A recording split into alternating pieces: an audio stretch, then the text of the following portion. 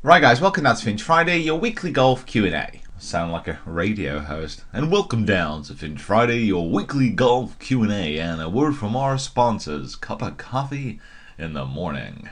Well, American as well, obviously. And as always, loads and loads of questions in this morning, so I'm going to pick 5 out, go through them, and answer them forthwith. So first up from RNE13, if you couldn't have the set of clubs you use, what other clubs would you have? Driver to putter. So if we go driver to putter, currently I'm using the M1. Am I cheating if I'd said I'd just go to the M2? I do think those drivers are probably some of the best out there at the moment, and they certainly suit my swing and spin characteristics the best. If I was to move away from those completely, see, I've used the Ping G LS Tech before, and I got on with that. I hit some very big drives with that, so that'd be my first port of call. And then I've tried the Epic before. I like the Epic, but I'm not 100% on it. So I'd have to probably go from, I go from the TaylorMade to the Ping G LS Tech. Fairway woods, I'm using the Ping G fairway wood at the moment. I've been trying some different ones out. I used the M2 Tour fairway woods over in California when I was over at the Kingdom. They're really nice. Fairway woods, I'd probably go to the TaylorMade, the M2 stuff. Possibly I'd look at the Titleist fairway woods as well, which I've always liked, but the M2 Tours, the ones I tried recently that I liked apart from my own. Cobra 1 lengths I'm currently using as my irons. So to switch away from those, if I just went into the Adels, they're all 1 length, but if I look at some of the best irons out there at the moment that aren't 1 length, good question, this one, tricky. Probably for looks, for sound and for feel, JPX 900 Forge Mizuno look so nice. It's like a frosted steel finish and it sits really well behind the ball. But with irons, there are so many good ones out there. The Wilson F6 Tour ones, they look amazing. So they'd be really cool. Titleist irons, the list could go on. But let's say those Mizunos and move on to the wedges. Wedges wise, I've got the MD3 in there at the moment, the Callaways, Mac Daddies, and I'm probably going to be switching to the mill grind wedges, the TaylorMade ones, after testing them out in California.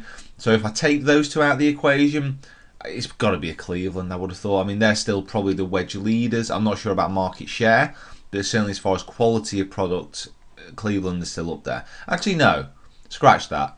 Let's go PXG. Putter-wise, putter-wise is difficult. The putter I'm using at the moment, my Toe Up Odyssey, I don't like it in many respects. I'm not keen on the way it looks, it feels, but it works for me, and the numbers show that it works for me when I got fitted. If I was to find a great putter that fitted me, which was a Scotty, I'd probably switch to a Scotty because I think they look absolutely awesome, and I don't know, there's a bit of heritage behind them as well. I've never actually owned a Scotty Cameron before, so I think I'd have to go Scotty. And I will do an updated what's in the bag soon as well, by the way. A lot of you have been asking for it. I'll try and get one done next week. Question here from Tyler Egan. Thank you very much, Tyler, regular watcher of the shows. Hey, Peter Finch Golf, what's your take on Brandel Chamblee's comments on how the tour should look at eliminating wedges greater than 60 degrees? Thank you, all you do in golf. Oh, cheers. Thank you. Hashtag 100,000 followers. Thank you. I'll also come down a little bit because there's a question here. Thoughts on what Brandel said about Poulter not playing to win in the last few holes and commentators in general not having much sense when it comes to golf. I think there's another question on Brandel Chamblee as well. So let's look at these two questions together. And, first of all about Brandel and about what he said about 60-degree wedges. Seve used to argue this for many years. He was so skilled with his wedge and his 54 degree I think he took, that he didn't really need to have a 60-degree wedge in there.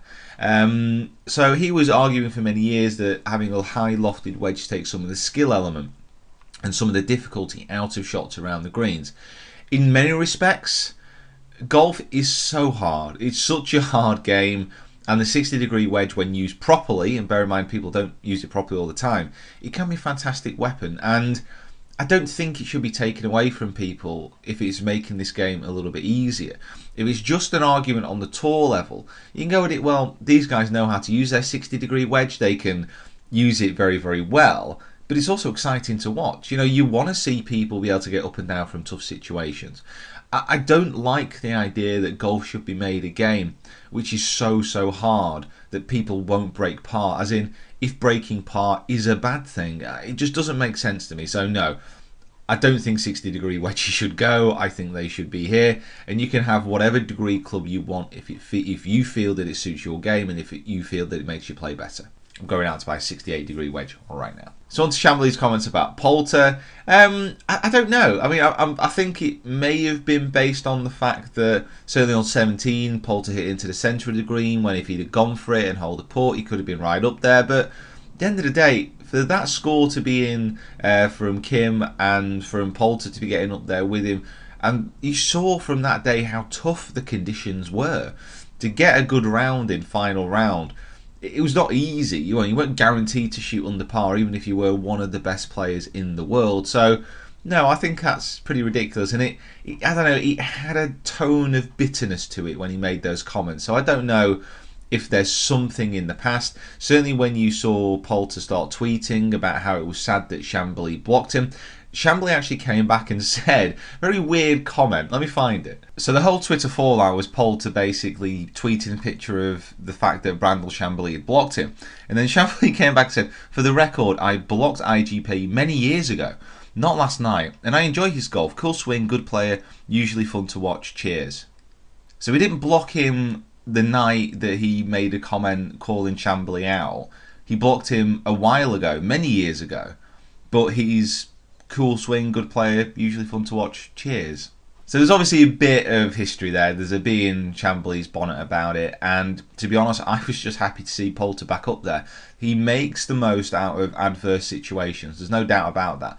To lose his tour card mentally, at least, then come back and realise that he's got his tour card, and then a few weeks later to finish second at the Players, that's a fantastic result, and hopefully he can kick on again this season. Because he is one of the characters in the game. He's not just a beige tour pro. You know, he says what he thinks, wears his heart on his sleeve, and love him or hate him, you need that in golf. You need that in any sport. Although Chamblee would probably benefit from going on a few more launch monitors. Question here from Colin Scully, 2812. Hopefully I pronounced that right. But hi Pete, what do you look for when changing to a new set of clubs or club? Field, distance, etc. Listen, this is all about, again, getting yourself custom fit. But if you are looking to change, you've got to look at this from two ways. Do you want to change clubs because you just want a new club? It's something that's overlooked, and people, especially like me, I mean, I get a bit on my high horse about it and say only really change clubs if the data gets better. So if you're changing from a driver to a driver, is obviously the classic example. Does it go further? Is it straighter? If those things are the case, then yeah, by all means change. But the fact is, if you're in a position to get new clubs and you just want a new club, then feel free, go for it. There's no harm in that. If you want to buy yourself new clubs, if that's your vice, if that's what you want to spend your money on, then absolutely go for it. But if you are looking to change a golf club, you really have to look at to see if the performance is better. At the moment, I'm looking to replace my fairway wood. My Ping G fairway wood, it works absolutely fine, but I'm testing to see if other clubs out there perform better. And at the moment in time, the Ping G is still coming out on top. So as much as I would like a new club, I want something shiny, I'm not just going to replace that club if it doesn't perform better. And the only way of doing that is testing fully. I'm in a relatively lucky situation where I can test clubs for an extended period of time. If I don't like them, I can just switch them back out again. For a lot of people, that will involve buying a new club, and therefore switching it in and out isn't as easy. So get yourself custom fit to begin with. Go through that whole process. And if you do, and if you spend that little bit of time researching it, it will be better in the long run. Of course, if you're buying second hand or you're just getting off the internet, that's not as easy. And you can do a certain amount of research beforehand, but you'll never know until you try it. But that's why I always recommend going to your Greengrass Pro, going to your local pro, going into there and getting fitted. Even if you let them know, and this is key here, and I would like more people to do this. If you go in to see your pro and you say, I would like to be custom fit for irons, but I might not buy them from here. And if they're going to charge you, and you're going to charge me for it, then charge me for it. What most good custom fitters will do anyway is charge you for that service and then reduce that off the overall price if you go on to buy the clubs with them. Because a good fitting is like a really good lesson. People do it better than others. It's as simple as that. So people like Nick Hibbs at Tour X does a very good custom fit and he charges for it. And you can almost see the value in that rather than someone who's just getting you hitting shots off a smash mat and then just predicting it from that. Technology and the fitting process has moved on a long way since then. So find a good custom fitter, pay for it if you need to, but if you are looking to buy cheaper online, which it often is, just make them aware and say, listen, I want the fitting, I want to get my specs, but I might not buy a few. And people will respect that. Most people will respect that. I know a few club pros who would not like that at all. Question here from Patrick Matson91. Flightscope Mevo launch monitor sell at $500 for the average golfer. Your 2 cents about the product, the pros and the cons for the average golfer to get one. The Mevo does look very good. I mean, it's a condensed version of other Flightscope models, and that is a radar tracker. Now, it won't give you club head data. It won't allow you to really see what the path and the face are doing. You'll need the more advanced units for that. But it can work as a distance finder. It will give you direction of shots. There are a lot of now personal launch monitors coming out into the market. Now, please comment below. Let people know what your best experiences are. I think stuff like this works really well if you're going to be building, say, an indoor golf simulator, because the price of that actually for some people makes that more achievable. Obviously, you've got to have the space and you've got to have the resources to do that. But I think the lower priced launch monitors, as long as they're of a good quality, and the Mevo does look like it is, I haven't had a chance to test it yet though, then yeah, why not? Get yourself one if you've got the cash. But what I would say is, what are you getting it for? Are you getting it just to play with? Are you getting it just to whack with? Are you getting it just to test your distances?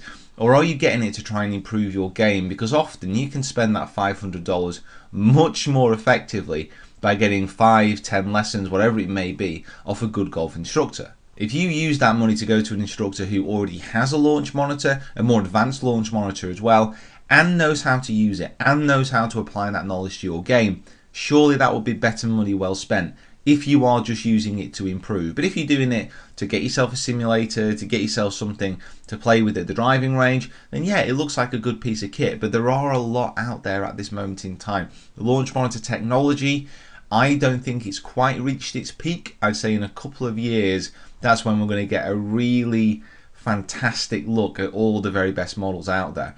TrackMan have just brought a new unit out. Flyscope have just brought a new unit out. Foresight with the GC Quad have just brought a unit out, and those three are very, very good. But I think there's more to come. I don't think they've reached the peak of what they can do yet, and I'm excited about that. Right guys, I'm going to leave it there. I've got to get this done, got to get this edited, got to head out and get some coaching done. Super excited about that. Playing lessons, range lessons, all kind of lessons going on today.